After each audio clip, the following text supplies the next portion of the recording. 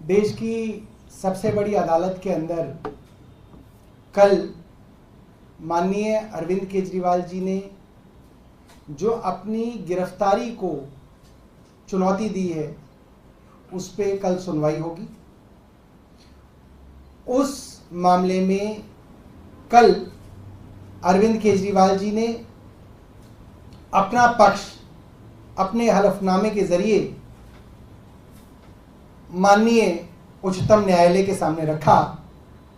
उसकी कुछ मुख्य बातों के बारे में मैं आपको बताना चाहता हूं।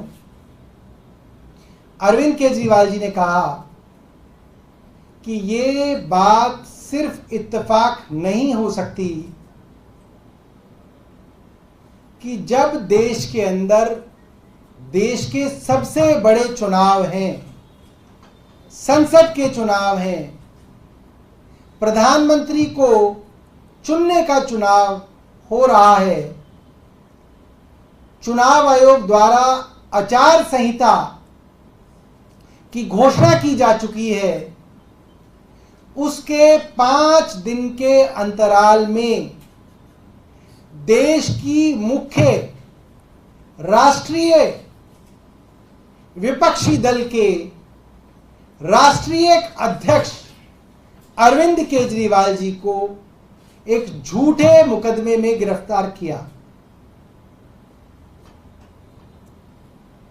ईडी और सीबीआई इस मामले में करीबन 2 साल से जांच कर रही है। 2 साल बहुत होते हैं। 2 साल की जांच में इनके पास कोई ऐसा सबूत नहीं है जिसमें अरविंद केजरीवाल के खिलाफ कोई साक्ष्य हो। ईडी और सीबीआई के विषय में अरविंद केजरीवाल जी ने लिखा है, कहा है, ईडी और सीबीआई जांच एजेंसी हैं, इन्वेस्टिगेटिंग एजेंसी है। इन्वेस्टिगेटिंग एजेंसी का क्या मतलब होता है, क्या सिद्धांत होता है? इन्वेस्टिगेटिंग एजेंसी का वर्षों से सिद्धांत है सच को बाहर लाना, सच्चाई को कोर्ट के सामने रखना। यह सिद्धांत होता है। यह सिद्धांत नहीं होता कि अरविंद केजरीवाल को किसी भी तरीके से दोषी साबित करना। यह सिद्धांत नहीं है।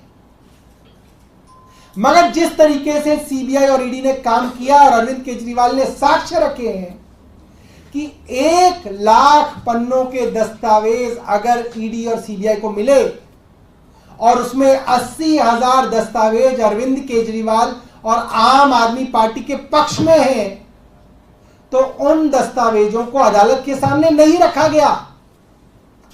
ऐसे दस्तावेज जो दबाव डालकर, लोगों को जेल में बंद करके, लोगों को उसकी जमानत का लालच देके, लोगों से पैसा लेके, लोगों को एनडीए की तरफ से टिकट का लालच देके जो गवाहियां की गई, वो गवाहियां कोर्ट के सामने रखी गई। और उससे पहले जो 10 बार गवाही दी, उस आदमी ने 8 बार गवाही दी, जिसमें उसने कहा मैं अरविंद केजरीवाल से कभी नहीं मिला, अरविंद केजरीवाल का इस एक्साइज के मामले से कोई लेना देना नहीं है। वो सारी गवाहियां, उन्हीं लोगों की गवाहियों को छिपा लिया गया और जो ड्यूरेस में, दबाव में झूठी मनगढ़ंत गवाहियां दी गई, उन गवाहियों को सिर्फ कोर्ट के सामने रखा गया।